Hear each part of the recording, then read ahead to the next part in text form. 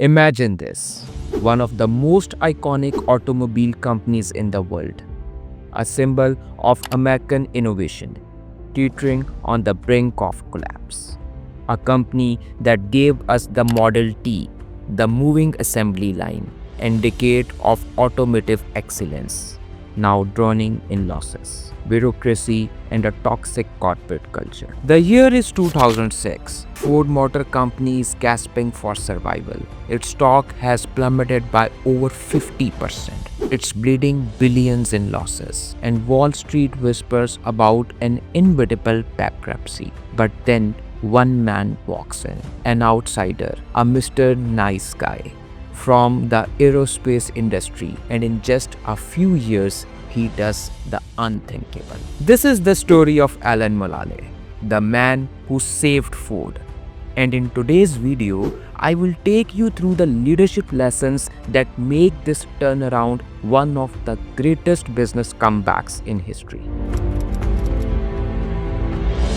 Let's rewind a bit. Ford was once the undisputed king of the automobile industry. From Henry Ford's revolutionary Model T in 1908, the global dominance of its trucks and SUVs, the company shaped the automotive world. But by the late 1990s and early 2000s, things started falling apart. Under CEO Jack Nasser, Ford went on an acquisition spree, buying luxury brands like Jaguar, Land Rover, and Volvo. Instead of focusing on core products, Nasser wanted Ford to be a house of brands. Meanwhile, internally, the company's culture had turned into a bureaucratic nightmare. Employees feared speaking up. Meetings were filled with superficial positivity, hiding the company's real problems. Then came the financial nosedive. Market share was lost to Toyota and Honda. Product quality was declining, and Ford's debt was out of control. By 2006, the company was facing a staggering $17 billion loss. Bill Ford, the great grandson of Henry Ford, realized he needed help, but someone completely outside Ford's existing culture. That's when he turned to a man named Alan Mulally. Alan Mulally was an aerospace guy. He spent 37 years at Boeing, helping design some of the most advanced airplanes in the world. But the automobile industry, that was the uncharted territory for him. So when he took over as Ford CEO in 2006, many people laughed. What does a plain guy knows about cars? They thought. But Mulally has something Ford desperately needed: clarity, accountability, and a no-nonsense approach to leadership. He took out a $23.6 billion loan, mortgaging Ford's very name and assets to fund the turnaround. He didn't wait for a government bailout like GM and Chrysler. Instead, he built a plan, simple, focused, and relentless. He called it One Ford, and it had 4 key principles. Number 1. Restructure aggressively to operate profitability at any market demand. Number 2. Create vehicles customers actually want and value. Number 3. Fix the finances and balance sheet. Number 4. Work as one team. When Mulally attended his first executive meeting at Ford, he noticed something strange. Every leader's report was green, meaning everything was going well. But Ford was losing billions of dollars. So he stopped the meeting and asked, "Guys, we are about to go bankrupt. Is everything really going well?" Silence. No one wanted to admit failures, because at Ford, admitting problems meant you could get fired. The fear was real. But then, a week later, Mark Fields, one of Ford's rising stars, showed up with a red-colored report. It revealed a major issue with the launch of a new vehicle, the Ford Edge.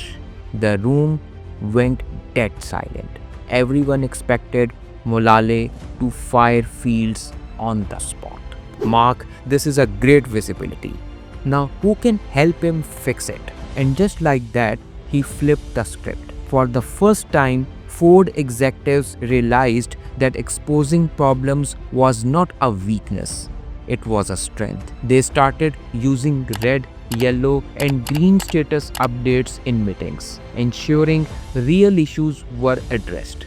And slowly, Ford's culture shifted from fear to transparency and teamwork.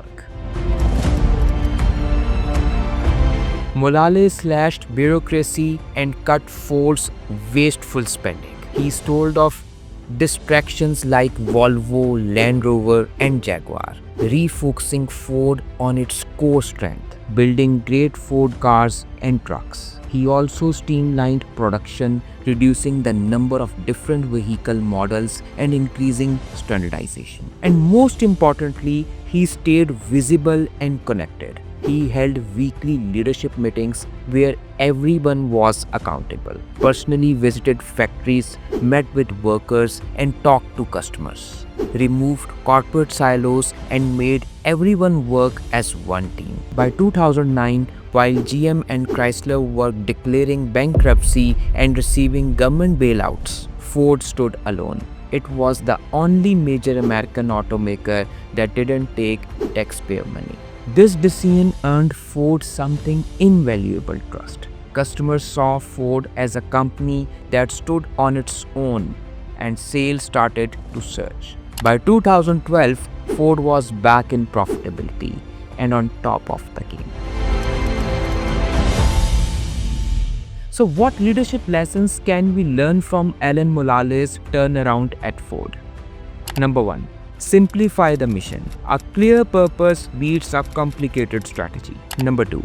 Create a culture of transparency. If people fear telling the truth, the company is already failing. Number 3. Lead from the front. Mulally didn't just sit in the boardroom. He was on the ground, engaging with employees and customers. Number 4. Accountability is everything. Red doesn't mean failure. It means an opportunity to improve. Number 5. Be bold. Taking risks like mortgaging Ford's assets was necessary for survival. And most importantly, great leadership is not just about knowing everything. It's about bringing the right people together and making them believe in a shared future. In 2014, Alan Mulally stepped down as Ford's CEO. His legacy: a company that went from the brink of collapse to being one of the strongest automakers in the world. So what do you think? Could your business or even your personal leadership benefit from some of Mulally's principles?